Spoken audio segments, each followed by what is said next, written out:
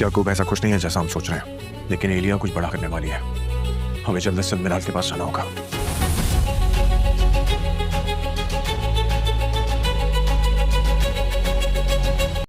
अस्सलाम वालेकुम दोस्तों, आज के एपिसोड में कहानी ने ऐसा खतरनाक मोड़ लिया कि हर राज एक एक करके बेनकाब होने लगा।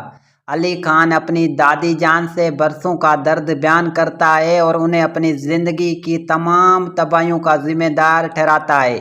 दूसरी तरफ मिराल अपनी माँ की मौत के गम में टूट चुकी है, लेकिन उसी दौरान एक पुरस्कार शख्स उस ऐसा राज बताता है जो उसकी पूरी दुनिया हिला कर रख देता है। वो इंकशाफ करता है कि मिराल के वालिदैन की मौत कोई हादसा नहीं बल्कि एक सोची समझी साजिश और कत्ल था। उधर अली खान ने अपने दुश्मनों को ढूंढने के लिए हर हद पार करने को तैयार है, जबकि याकूब को हुक्म दिया जाता है कि आदिल किसी भी कीमत पर एयरपोर्ट ना पहुंच सके। आदिल दुबई फरार होने की कोशिश करता है, लेकिन रास्ते में अगवा कर लिया जाता है।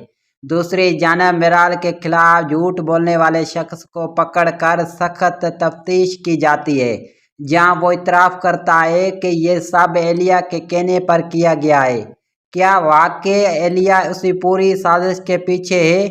मिराल के वालिदैन का असल कातिल कौन है? आदिल के साथ अब क्या होने वाला है? और क्या अली खान अपने दुश्मनों को बेनकाब कर पाएगा? जानने के लिए देखते रहे, और अगर हमारी वीडियोस पसंद आती है तो चैनल को सब्सक्राइब करें, वीडियो को लाइक करें और अपनी राय कमेंट में ज़रूर दें। Thank you.